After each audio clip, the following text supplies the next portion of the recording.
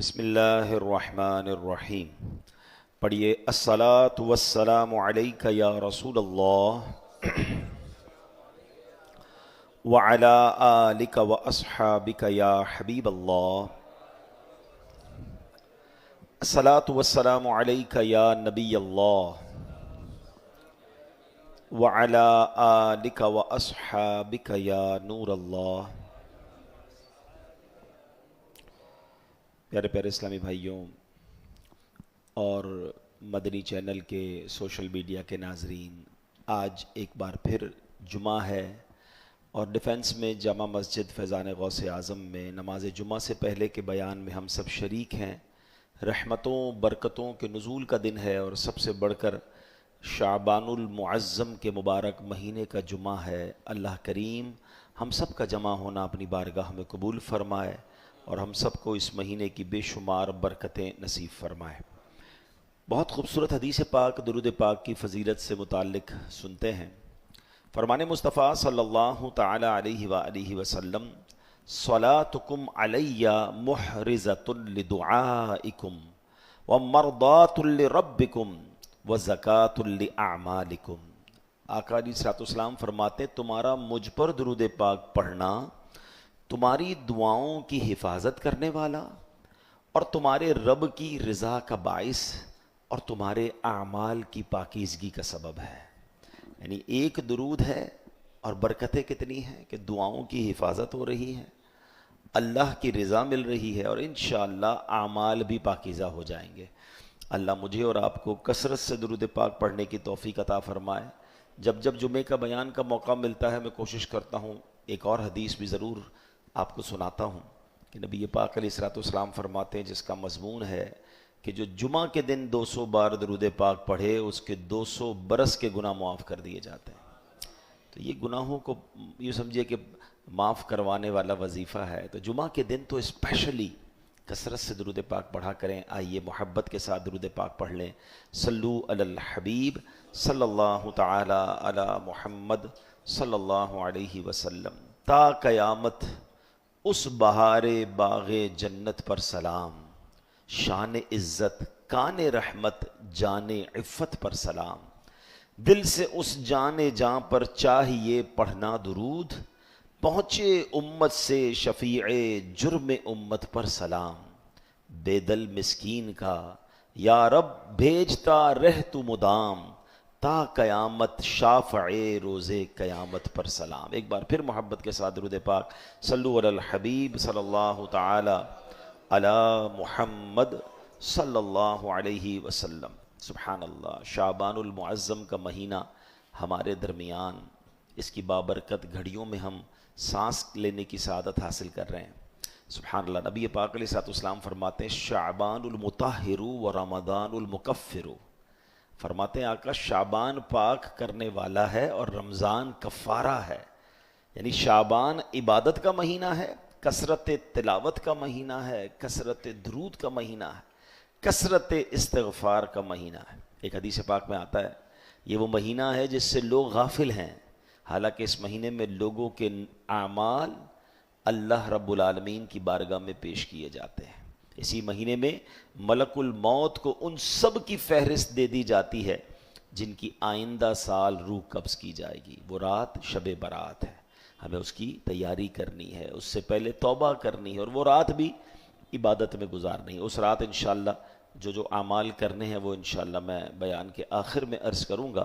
ہم کوشش کرتے ہیں کہ اپنے بیانات میں خاص طور پہ جو ہم جمعہ کو یہاں بیان کرتے ہیں قرآن پاک کی کچھ آیتوں کا ذکر کرتے ہیں اور پھر ان آیتوں کے ذریعے کچھ سمجھنے کی کوشش کرتے ہیں. قرآن پاک کی دلہن عروس کس سورت کو کہا جاتا ہے؟ سورہ رحمان کو. ٹھیک ہے. اور اس سورت کی ایک بڑی کمال کی آیت ہے وَلِمَنْ خَافَ مَقَامَ رَبِّهِ جَنَّتَانِ. اللہ قرآن میں ارشاد فرماتا ہے جو اپنے رب کے حضور کھڑے ہونے سے ڈرے اس کے لیے 2 جنتیں ہیں. یہ تو سنا ہے کہ اللہ اپنے نیک لوگوں کو جنت عطا فرمائے گا، مگر کسی کو 2 جنتیں بھی ملیں گی. ہاں قرآن کہتا ہے جو اللہ کے حضور کھڑے ہونے سے ڈرے، اللہ کے حضور پیش ہونے سے ڈرے، اس کے لیے 2 جنتیں ہیں. حضرت مجاہد رحمۃ اللہ تعالی بہت بڑے عالم ہیں، تابعی بزرگ ہیں. وہ اس آیت کے تحت مطلب بتاتے ہوئے فرماتے ہیں کوئی بندہ جب گناہ کا ارادہ کرے اور اللہ کے حضور کھڑے ہونا اسے یاد آ جائے اور خوف خدا کے سبب وہ گناہ چھوڑ دے، ارادہ ترک کر دے، ایسے خوش نصیب بندے کے لیے دو جنتیں ہیں.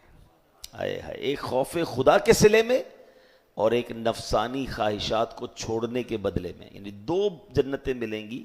گناہ کا ارادہ ہو گیا، موقع بھی مل گیا، اور بندہ اس لیے چھوڑ دے کہ بس اللہ کے بارگاہ میں کیا جواب دوں گا، رب ناراض ہو جائے گا. خوف خدا کی وجہ سے گناہ چھوڑنا، قرآن کہتا ہے وَلِمَنْ خَافَ مَقَامَ رَبِّهِ جَنَّتَانِ، اس کے لیے دو جنت. اور جنت کیسی ہے؟ اسی صورت میں اللہ نے آگے جنت کو بھی بہت خوبصورت انداز سے ڈسکرائب کیا قرآن میں. ذواتا افنان، اور شاخوں والی ہیں، یعنی جنت میں پھلوں سے لدے ہوئے باغات ہیں اور ہر شاخ پر قسم قسم کے میوے لگے ہوئے ہیں. فیہما عینان تجریان، ان میں دو چشمے بہہ رہے ہیں. یعنی جنتوں میں صاف اور میٹھے پانی کے دو چشمے بہہ رہے ہیں. ایک چشمے کا نام تسنیم ہے اور ایک کا نام سلسبیل ہے. فیہما من کل فاکہۃ زوجان، ان دونوں جنتوں میں ہر پھل کی دو دو قسمیں ہیں. جنت کے پھلوں کے ذائقے، ان کی جو کوالٹی ہے وہ دنیا کی کسی چیز سے کمپیئر نہیں کی جا سکتی. تو اے میرے پیارے اسلامی بھائیوں، اللہ کرے کہ ہم اس جنت کی تیاری کریں جس میں اللہ نے اپنی نعمتیں تیار کر رکھی. اور قرآن میں جنت کو بیان بھی کیا. اور یہ جو آیت ہے جس کا میں نے آج ذکر کرنا ہے، اللہ کی بارگاہ میں کھڑے ہونے سے ڈرے. آج پرابلم یہ ہے کہ آج لوگ گناہ کرتے ہوئے، زیادتی کرتے ہوئے، ظلم کرتے ہوئے، کسی کے ساتھ اس کا بیڑا غرق کر دیں گے، حرام کریں گے تو اتنا حرام کریں گے کہ لگتا ہے ان کو مرنا ہی نہیں ہے، ان کو اللہ کو جواب ہی نہیں دینا ہے. یاد رکھیے میرے پیارے اسلام، ہم سب نے مرنا ہے اور اللہ کی بارگاہ میں پیش ہونا ہے. آج بعض اوقات لوگوں کا دنیا میں کوئی کچھ نہیں بگاڑ سکتا. ہاں، بڑے بڑے جناب ان کے کر و فر ہوتے ہیں، جاہ و جلال ہوتے ہیں، آگے پیچھے لوگ ہوتے ہیں، جس کا چاہے بیڑا غرق کر دیں، جس کے چاہے زیادتی کر دیں.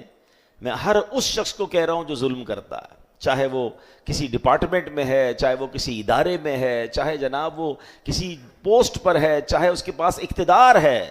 آج تمہارا کوئی کچھ نہیں بگاڑ سکتا، تمہاری جو مرضی وہ کر لو. غریب آدمی کو مسل کے رکھ دیتے ہیں، مگر وہ سوچے کہ ایک دن اللہ کی بارگاہ میں کھڑے ہونا ہے. اسی طرح تنہائی میں گناہ کرتے ہیں. کچھ لوگ تنہائی میں کرتے ہیں کہ لوگ نہ دیکھ لیں، اور کچھ لوگ تو دھڑلے سے، لوگ دیکھتے تو دیکھیں ہماری بلا سے، معاذ اللہ. بلکہ اب تو گناہ کی ایک اور خطرناک صورت آ گئی کہ پہلے لوگ چھپ کر گناہ کرتے تھے کہ یار ماں باپ نہ دیکھ لیں، دوست نہ دیکھ لیں. اب بھی ایسے لوگ ہیں. گناہ ایسے بھی نہیں کرنا چاہیے بھائی، چھپ رہے ہو، اللہ تو دیکھ رہا ہے نا. یہ شرم آنی چاہیے کہ میں دروازہ بند کر رہا ہوں مگر رب تو دیکھ رہا ہے. یہ بھی خیال آئے گا اور چھوڑ دیا تو انشاءاللہ اس کے لیے دو جنتیں ہیں. قرآن فرماتا ہے مگر وہ لوگ کتنے زیادہ بدبخت ہیں کہ جن کو یہ بھی فکر نہیں ہے کہ لوگ دیکھیں تو دیکھیں، بلکہ اب تو کہتے ہیں نا نیکی کر دریا میں ڈال، اب تو گناہ کر کے سوشل میڈیا پہ ڈال. اب تو وہ دور آ گیا کہ پہلے بند کمروں میں گناہ ہوتے تھے، اب گناہ اگر بند کمرے میں ہوئے بھی ہیں تو اس کی ویڈیو بنائی اور اس کو سوشل میڈیا پہ ڈال دیا. ایک مثال کے طور پہ، ایسے بہت ساری باتیں ہیں مگر مثال کے طور پہ جب ہم چھوٹے تھے نا تو ہم سنتے تھے کہ فلاں جگہ پر شادی ہوئی معاذ اللہ اور وہاں ناچنے گانے والیاں بلوائی گئیں، تو بڑا مایوب سمجھا جاتا تھا کہ یار ناچنے والیاں باہر سے بلائی گئیں اور معاذ اللہ ایسی محفل منعقد ہوئی. اچھا، اس میں بھی کہا جاتا تھا کہ اس میں خاندان کے باقی لوگوں کو نہیں بلایا جاتا تھا، چند مخصوص لوگ یہ غلط کام کرتے تھے، پتہ نہیں چلتا تھا، اطلاع آتی تھی. اب تو گھر کی ماں، بیٹیاں، بہنیں مل کر ناچتی ہیں. اچھا چلے ناچی اپنے خاندان والوں کے سامنے، اب اس کی بنی ویڈیو اور وہ چلائی سوشل میڈیا پہ کہ پوری دنیا دیکھے ہمارے گھر کی عورتوں کو، پوری دنیا دیکھے ہم نے کیا کیا حرام کام کیا ہے. اللہ اکبر. یہ سوچ نہیں آتی کہ مجھے مرنا ہے، اللہ کی بارگاہ میں جواب دینا ہے. یاد رکھیے میرے گناہ کا میں ہی گواہ ہوں، تو میں جانوں میرا رب جانے. لیکن اگر میں نے گناہ کو ساری دنیا کو گواہ بنا لیا اور یہ سب دیکھتے جائیں تو مجھے تو ہر روز گناہ مل رہا ہے. ایسے کئی لوگ ہوں گے جو خود سوئے ہوتے ہوں گے اور ان کے گناہوں کا میٹر چلتا ہوگا، کیونکہ انہوں نے گناہ کر کر کے لوگوں کے لیے سوشل میڈیا پہ ڈالا ہوا ہے کہ آپ بھی دیکھیں، گناہ آپ بھی کریں اور اپنا گناہ بھی ہمارے سر مارے. اتنا دیدہ دلیری ہے. اللہ اکبر. ہونا کیا چاہیے تھا, گناہ ہو جائے تو بندہ روئے, معافی مانگے, اے اللہ چھپائی رکھیو, میرے عیب چھپائی رکھیو, پتہ نہ چلے کسی کو. مگر اب تو یہ احساس ہی نہیں ہے کہ اب تو ایسا لگتا ہے پتہ نہ چلے تو غم ہوتا ہے کہ یار لوگوں کو بتائیں تو صحیح ہم نے کیا کیا کیا ہے. یہ قرآن کی آیت پھر سنیے, کاش یہ دل میں اثر کر جائے. اللہ کریم نے کیا فرمایا, فرمایا وَلِمَنْ خَافَ مَقَامَ رَبِّهِ جَنَّتَانِ, جو اپنے رب کے حضور کھڑے ہونے سے ڈرے اس کے لیے 2 جنتیں ہیں. مگر یہ خیال تو پیدا ہو کہ مجھے حاضر ہونا ہے, آج مجھے اور آپ کو کسی جج کے سامنے جانا پڑے, میری اور آپ کی کوئی کورٹ کی تاریخ ہو, اور اگر یہ کہہ دیا جائے کہ آج فیصلہ ہوگا, اس پیشی پر فیصلہ ہے, یا تو جیل ہوگی یا رہائی ہو جائے گی. بتاؤ اس پیشی میں کیا کیفیت ہوگی, رات نیند نہیں آئے گی. ارے اس پیشی اور اس جیل میں کیا رکھا ہے, پھر رہائی ہو جائے گی, پھر ضمانت ہو جائے گی. مگر جو اللہ کی بارگاہ میں کھڑا ہوگا وہاں فیصلہ ہوگا, یا تو جنت کا ہوگا یا دوزخ کا ہوگا. پھر رہائی کیسے ہوگی, اور برداشت کر سکیں گے کیا جہنم کے عذاب کو؟ مگر nobody cares. واقعی ایسا انداز ہوتا ہے جینے کا جیسے مرنا ہی نہیں ہے, مجھے کہیں جواب ہی نہیں دینا. نہ کریں ایسا, اللہ کرے یہ خوف نصیب ہو جائے. اب ذرا غور سے سنیے گا, حضرت عمر رضی اللہ تعالیٰ عنہ کا دور ہے, اور کیا ہوا تھا ذرا سنیے گا. ایک نوجوان بڑا متقی اور پرہیزگار تھا. حضرت عمر بھی اس کی عبادت گزاری دیکھ کر حیران رہا کرتے تھے. نوجوان ہے مگر کمال کا عبادت گزار تھا. اور جب وہ نوجوان عشاء پڑھ کر گھر جاتا نا رات کو, تو راستے میں ایک خوبصورت عورت اس کو ملتی تھی روزانہ, اور اسے اپنی طرف بلاتی, گناہوں کی طرف بلاتی. وہ بالکل توجہ نہ کرتا, نگاہیں نیچی کرتا اور نکل جاتا. ایک دن جب وہ گزر رہا تھا تو عورت نے اس کو اپنی طرف بلایا. اب نوجوان کا دل بھی مائل ہو گیا, شیطان تھا نا, اس نے حملہ کیا اس پر. جیسے ہی وہ عورت کے قریب پہنچا اسے اللہ کا یہ فرمان یاد آیا. اب بات یہ, قرآن پڑھا ہوا ہو, حدیثیں پڑھی ہوئی ہو, دل میں پاکیزگی ہو, تو اس موقع پر کچھ یاد آئے گا نا. جو پڑھائی صبح سے شام تک بری صحبتوں میں ہے, فلمیں, ڈرامے, گانے باجے, شراب کی محفلیں, اس کو کیسے یاد آئے گا؟ یہ نوجوان نیک تھا, چلا گیا گناہ کی طرف. کیا یاد آیا کہ اللہ قرآن میں فرماتا ہے ان الذین اتقوا اذا مسهم طائف من الشیطان تذکروا فاذا هم مبصرون. اللہ قرآن میں فرماتا ہے بے شک پرہیزگاروں کو جب شیطان کی طرف سے کوئی خیال آتا ہے تو وہ فوراً حکم خدا یاد کرتے ہیں, پھر اسی وقت ان کی آنکھیں کھل جاتی ہیں. شیطان حملہ کر بھی دینا نیک پر, اگر واقعی پرہیزگار ہے تو اللہ کا حکم یاد آ جائے گا اسے اور وہ بچ جائے گا. اب اس بندے کو جب یہ یاد آیا کہ میں کیا کرنے لگا تھا, میں تو چل پڑا تھا گناہ کی طرف, اس پر ایسا اللہ پاک کا خوف غالب ہوا کہ وہ بے ہوش ہو گیا, زمین پر گر گیا. اتنا خوف. جب بہت دیر تک گھر نہیں پہنچا تو اس کا بوڑھا والد تلاش کرنے کے لیے نکلا, تو دیکھا کہ نوجوان تو کہیں بے ہوش پڑا ہے. اسے اٹھایا, اس کو ہوش آیا. نوجوان سے پوچھا کیا معاملہ ہوا تھا, کیسے بے ہوش ہو گئے؟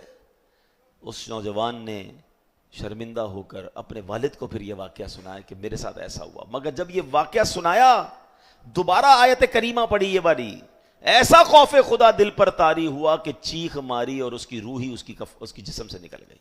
اسی خوف خدا میں انتقال ہو گیا.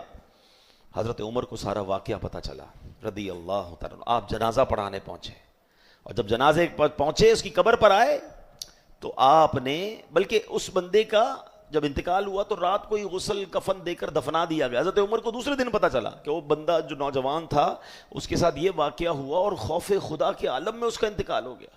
آپ اس کی قبر پر گئے, اور قبر پر جا کر یہ آیت پڑھی وَلِمَنْ خَافَ مَقَامَ رَبِّهِ جَنَّتَانِ, اور جو اپنے رب کے حضور کھڑے ہونے سے ڈرے تو اس کے لیے 2 جنتیں ہیں. پتہ ہے کیا ہوا؟ اس کی قبر سے آواز آتی ہے اے امیر المومنین, بے شک میرے رب نے مجھے 2 جنتیں عطا فرما دی ہیں. ہائے ہائے ہائے, یہ ہے اللہ کا خوف, یہ ہے رب کی بارگاہ میں پیش ہونے کی فکر. اس نے حرام چھوڑا کہ اللہ دیکھ رہا ہے, اللہ نے اسے 2 جنتیں عطا فرما دی. ادھر تو ڈھونڈ کے حرام کرنا ہے, ادھر تو تلاش کرتے ہیں لوگ کہ بتاؤ کدھر کون سا حرام کام ہو رہا ہے, کون سے ملک میں آسان ہے, کون سے علاقے میں آسان ہے, کدھر جائیں گے تو زیادہ معاذ اللہ انجوائے کریں گے. سوچتے نہیں کہ میں جدھر بھی چلا جاؤں میرا رب تو دیکھ رہا ہے نا, میں اللہ سے تو نہیں چھپ سکتا. نہ کریں ایسا. میرے پیارے اسلامی بھائیوں, مبارک رات آنے والی ہے جب میرے اور آپ کے اعمال نامے اللہ کی بارگاہ میں پیش ہوں گے. ہمیں اس سے پہلے توبہ کرنی ہے, اللہ کو راضی کرنا ہے, سچی دوستی کرنی ہے. پھر دیکھیں کہ جب ایسا ایسا خوف ہے خدا نصیب ہو گیا نا تو پھر انشاءاللہ آخرت میں بھی وارے نیارے ہیں۔ اے میرے پیارے اسلامی بھائیو، حضرت کعب الاحبار رضی اللہ تعالیٰ سے روایت ہے کہ جنت میں زمرد اور موتی سے بنا ہوا عظیم الشان ایک محل ہے، اس میں 70,000 گھر ہیں، ہر گھر میں 70,000 کمرے ہیں۔ اس عظیم الشان گھر میں کون رہیں گے؟ فرمایا انبیاء کرام ہوں گے، صدیقین ہوں گے، شہید ہوں گے، انصاف کرنے والے بادشاہ ہوں گے، اور وہ شخص ہوگا جو محکم ہوگا۔ تو عرض کی گئی حضور محکم کون ہے؟ اب دیکھیں نا، انبیاء، صدیقین، شہداء، ہم ان میں سے تو ابھی فی الحال نہیں ہیں، مطلب نبی تو اب تو کوئی نبی نہیں آئے گا، صدیقین تو بہت اونچا درجہ ہے، شہید پتہ نہیں ہم ہوتے نہیں ہوتے، لیکن محکم ہوں گے۔ کہ حضور محکم کون ہوں گے؟ فرمایا وہ شخص جسے حرام کام کی دعوت دی جائے مگر وہ خوف خدا کے سبب اس حرام کام سے رک جائے، موقع ملے اور رک جائے تو اللہ نے جنت میں کیسا محل تیار کر رہا ہے جہاں انبیاء اور صدیقین اور شہداء رہیں گے۔ اے میرے پیارے اسلام بھائیو، تھوڑی سی زندگی ہے، رک جائیں، سوچیں، یہ تھوڑی دیر کا لطف ہے۔ جتنے بھی گناہ ہیں نا، جتنے بھی گناہ ہیں دنیا میں، سب کی جو لطف ہے اگر ہے تو تھوڑی دیر کا ہے، اس کے بعد صرف سزا ہے، عذاب ہے، جواب دینا۔ ایک کمال کا میں آپ کو جملہ سناتا ہوں۔ ایک بزرگ جو ہیں وہ بڑی کمال کی بات فرماتا ہے، اس کو یاد کر لیں۔ وہ کہتے کبھی بھی لذت کے لیے گناہ مت کرنا، انجوائمنٹ کے لیے گناہ مت کرنا، کیونکہ انجوائمنٹ ختم ہو جائے گی، اس کا عذاب باقی رہ جائے گا۔ تھوڑی دیر کی انجوائمنٹ ہے نا، جو شراب پیتا ہے، معاذ اللہ، فلمیں، ڈرامے، گانے باجے، بے حیائی کی محفلیں، تاش، جوا، جو بھی غلط کام ہے، تھوڑی دیر کی گناہ، تھوڑی دیر کی لذت، وہ ختم، اس کے بعد گناہ باقی ہے، عذاب باقی ہے، پنشمنٹ باقی ہے۔ اگلا جملہ بڑا پیارا ہے، فرماتے کبھی بھی مشقت کی وجہ سے، ڈیفیکلٹی کی وجہ سے نیکی مت چھوڑنا، کیونکہ ڈیفیکلٹی ختم ہو جائے گی، اجر باقی رہ جائے گا، ہے نا۔ اب فجر کے لیے اٹھنا ڈیفیکلٹی ہے، مگر آپ اٹھ گئے، وضو کر لیا، نماز پڑھ لی، ڈیفیکلٹی ختم، سونا تو پھر سو جائیں، مگر ثواب باقی ہے، اجر باقی ہے۔ تو جب بھی آپ نیکی کریں اور آپ کو ڈیفیکلٹی محسوس ہونا، آپ کہیں یار یہ تھوڑی دیر کی مشکل ہے، کر ڈالو، مشکل ختم ہو جائے گی، ثواب باقی رہ جائے گا۔ اور جب گناہ کا جی چاہے، کاش یہ خیال آ جائے کہ یار تھوڑی دیر کی تو لذت ہے، لذت تو ختم ہو جائے گی، مگر پھر اس کا جو عذاب ہے، اس کی پنشمنٹ ہے، میں کیسے جواب دوں گا اللہ کی بارگاہ میں۔ اور ایک اور بڑی کمال کی بات کہ سرکار دو عالم علیہ الصلوۃ والسلام کی کمال کی حدیث سنیے گا، انک لن تدع شیئا اتقاء اللہ الا اعطاک اللہ خیرا منہ۔ یہ بہت کمال کی حدیث ہے، اتنا دلاسا دیتی ہے۔ آقا فرماتے ہیں اگر تم اللہ پاک کے خوف سے کچھ چھوڑو گے تو اللہ پاک تمہیں اس سے بہتر عطا فرمائے گا۔ ہاں، اس کو یاد کر لیجئے، آپ چھوڑ دیں اللہ کے لیے، آپ یہ نہ سوچے چلا گیا، اللہ اس سے بہتر دے گا۔ دنیا میں جو لوگ کہتے ہیں یار سود میں بڑا نفع ہے، بڑا بڑا جھوٹ بول کے، جناب حرام کما کے، رشوت کا کام کر کے، ہیں کسی پہ زیادتی کر کے، چوری کر کے، ڈاکہ کر کے بڑے پیسے بن جاتے ہیں، تم اسے چھوڑ دو، اللہ تمہیں اس سے بہتر عطا فرمائے گا۔ حدیث میں نبی پاک نے وعدہ فرمایا، اور ہم نے دیکھا حرام جو چھوڑتے ہیں اللہ انہیں حلال میں اور برکت عطا فرما دیتا ہے۔ اور صرف یہ پیسے میں نہیں ہے، کسی بھی چیز میں۔ آپ دنیا میں لوگوں کے ساتھ جناب زیادتی کر کے عزت حاصل کرنا چاہتے ہیں، دھوس اور دھمکی کے ذریعے عزت حاصل کرنا چاہتے ہیں، کسی کو دبا کے آگے بڑھنا چاہتے ہیں، آپ چھوڑ دیں اس کو، آپ عاجزی اختیار کریں، اللہ آپ کو اس سے زیادہ عزت عطا فرمائے۔ وہ عزت ویسے بھی نہیں ہے، کسی کو دبا کے کون سی عزت ملتی ہے، ٹھیک ہے نا۔ اب آپ ذرا تھوڑی سی اور کمپیریزن دیکھیں، دنیا میں شراب حرام، جہنم میں لے جانے والی، گندی، بندہ اپنے حواس کھو بیٹھتا ہے، مگر دنیا کی شراب چھوڑ دو، اللہ نے جنت میں پاکیزہ شراب تیار کر رکھی ہے۔ It's up to you now کہ دنیا کی گندی شراب پینی ہے یا تھوڑا عرصہ صبر کر کے جب جنت میں جائیں گے تو نہ ختم ہونے والی جنت میں پاکیزہ شراب ہے۔ دنیا میں بے حیا عورتوں کے پاس جو جاتے ہیں، ناجائز تعلقات، حرام کام کرتے، مت کرو ایسا، یہ جہنم میں لے جائے گا تمہیں۔ اللہ نے جنت میں حوریں تیار کر رکھی ہیں۔ دنیا میں حرام کما کر بڑے بڑے گھر بنانے کے جو خواب دیکھتے ہیں، نہ کرو ایسا، صبر کر لو، اللہ نے جنتیوں کے جنتی محل تیار کر رکھے ہیں۔ اپ ٹو یو، طے آپ نے کرنا ہے، کتنا رہیں گے اس گھر میں، کتنا ان دنیا کی نعمتوں سے انجوائے کر لیں گے، 60-70 سال، اس کے بعد تو جانا ہی ہے نا، وہاں نہ ختم ہونے والی جنت ہے۔ تو کتنی پیاری حدیث ہے کہ اگر تم اللہ پاک کے خوف سے کچھ چھوڑو گے تو اللہ پاک تمہیں اس سے بہتر عطا فرمائے گا۔ اب ایک واقعہ سنیے، اللہ پاک کے لیے جب بندہ چھوڑتا ہے تو اللہ کیا عطا فرماتا ہے. علامہ ابن جوزی رحمۃ اللہ تعالی علیہ نے ایک واقعہ لکھا کہ ایک لوہار دیکھا, بڑا عجیب و غریب لوہار تھا. آپ نے دیکھا ہوگا لوہار جو ہوتے ہیں ان کے پاس بڑی بھٹی ہوتی ہے اور اتنی گرم آگ ہوتی ہے کہ لوہا بھی مولڈ ہو جاتا ہے. تو وہ لوہار بھٹی پہ کام کرتا تھا, مگر لوہا جب گرم ہوتا تھا نا تو ہاتھ ڈال کر لوہے کو نکال لیتا تھا, واپس ہاتھ ڈال کر رکھ دیتا تھا, الٹ پلٹ کرتا رہتا تھا. اس کے ہاتھ کو کچھ نہیں ہوتا تھا, بالکل لال انگارا لوہا بن جاتا تھا, مگر وہ اپنے ہاتھ سے ہی اس کو چینج کر لیتا تھا. تو آپ نے کہا کہ یہ تمہیں کیسے کمال حاصل ہو گیا, تمہیں آگ اثر نہیں کرتی؟ تو کہتا بات یہ ہے کہ ایک بار میں بڑا گناہگار شخص تھا. ایک بار ایک عورت میرے پاس آئی, حسین عورت تھی. اس بیچاری نے مدد کا سوال کیا, غریب تھی. تو میری نگاہ بہک گئی. میں نے کہا پیسے تو دے دوں گا مگر تمہیں میرے ساتھ غلط کام کرنا پڑے گا. وہ عورت روتی ہوئی چلی گئی. ایک دو دن بعد پھر آئی روتے ہوئے, کہتی میرے بچے ہیں, بھوکے ہیں, پلیز میری مدد کرو. میں نے کہا تمہیں تو میں نے پہلے اپنی ڈیمانڈ بتا دی تھی کہ یہ غلط کام کرو گی تو پیسے مل جائیں گے. کہتی اب اتنی مجبور تھی کہ بیچاری تیار ہو گئی. میں جب اس کو گناہ کے لیے لے گیا تو وہ عورت جو ہے نا ایسے تڑپنے لگی جیسے طوفان میں کشتی پھنس جاتی ہے. میں نے کہا تمہیں کیا ہو گیا ہے؟ کہتی مجھے یہ خوف آ رہا ہے کہ ہم جو کر رہے ہیں وہ رب دیکھ رہا ہے, مت کرو یہ گناہ, مجھے معاف کر دو, مجھ سے یہ مت کراؤ غلط کام.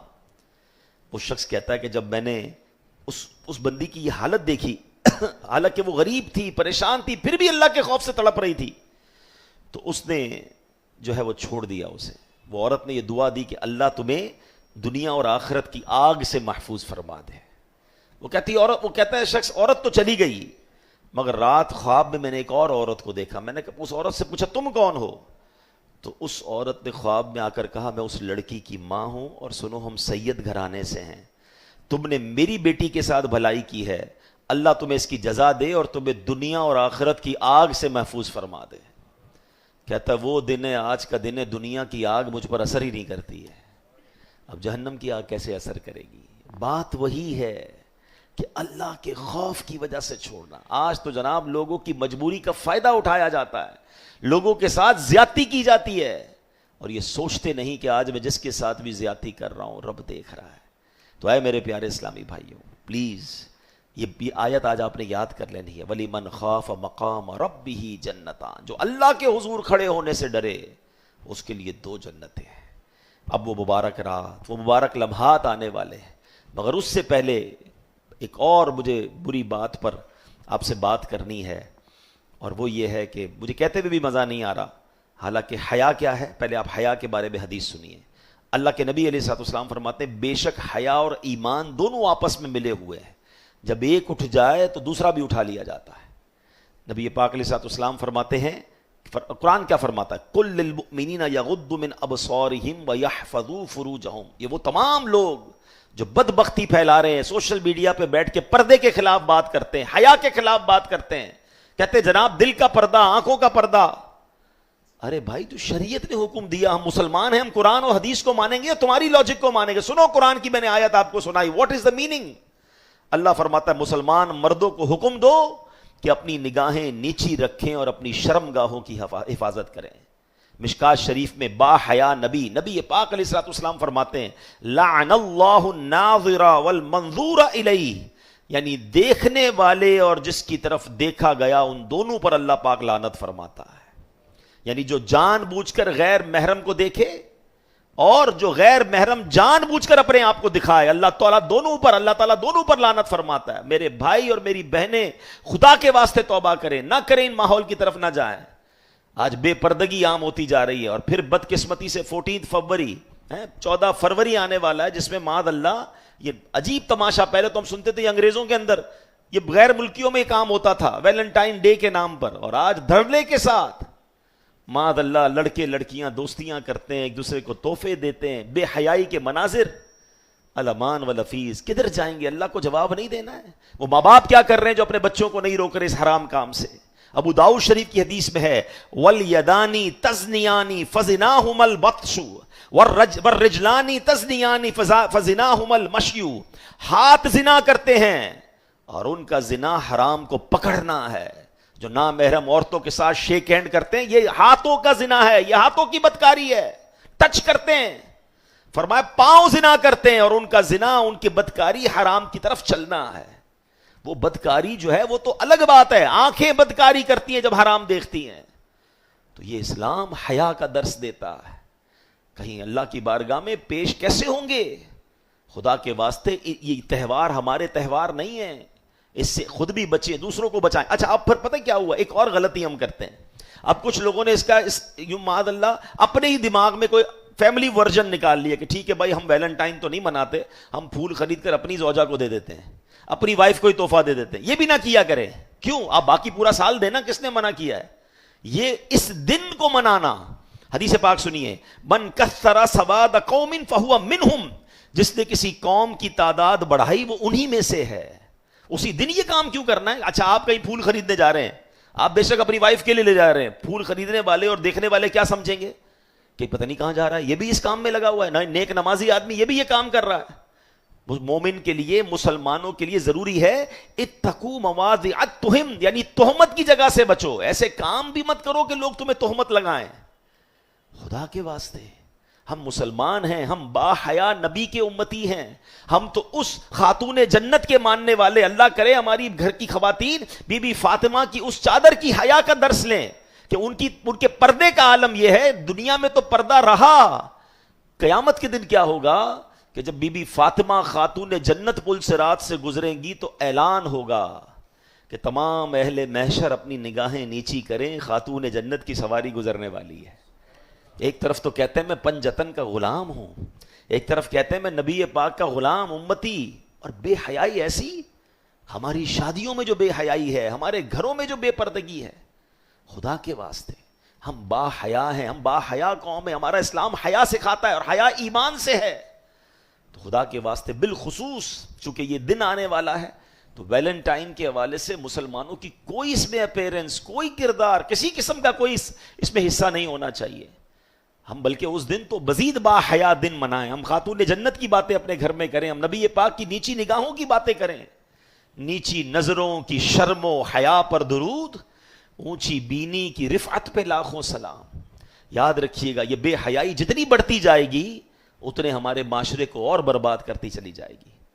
اب آتے ہیں آخری بات مجھے جو کرنی تھی کہ شب برات آنے والی ہے، اور جیسے ہم نے حدیث شروع میں سنی کہ اس رات ہمارے اعمال اللہ کی بارگاہ میں پیش کیے جائیں گے. تو اس رات قبیلہ بنی کلب کی بکریوں کے بالوں کی تعداد کے مطابق نبی پاک فرماتے ہیں گناہ گار جہنم سے آزاد کر دیے جاتے ہیں.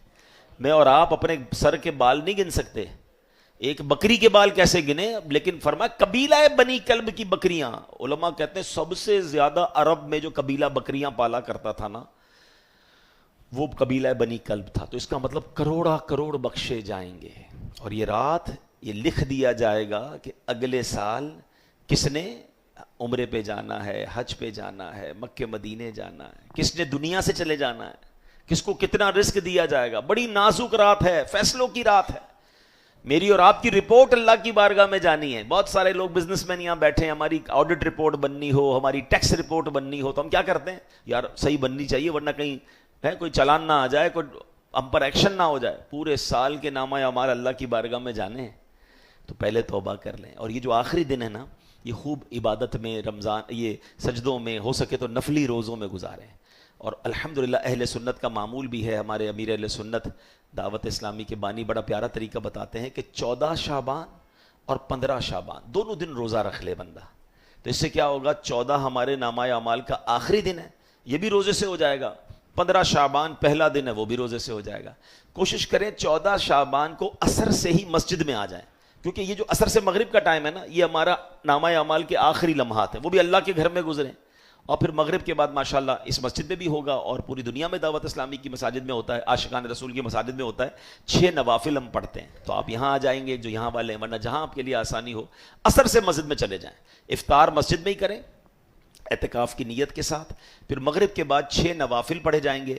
پھر 3 بار سورہ یاسین کی تلاوت ہوگی. جو ایک بار سورہ یاسین پڑھے اسے 10 قرآن پاک کا ثواب ملتا ہے. تو ابھی سال شروع ہوگا اور شروع ہوتے ہی 30 قرآن پاک کا ثواب بھی مل جائے گا انشاءاللہ. پھر اس کے بعد آپ وہ رات عبادت میں گزاریں، گھومنے پھرنے میں نہیں. معاذ اللہ دیکھیں اس میں بھی شیطان نے شیطانی کام ڈال دیے. لوگ پٹاخے اور پتہ نہیں آتش بازیاں کر رہے ہو. بھائی یہ رات معافی مانگنے کی، اللہ سے توبہ کرنے کی، مغفرت کی رات ہے.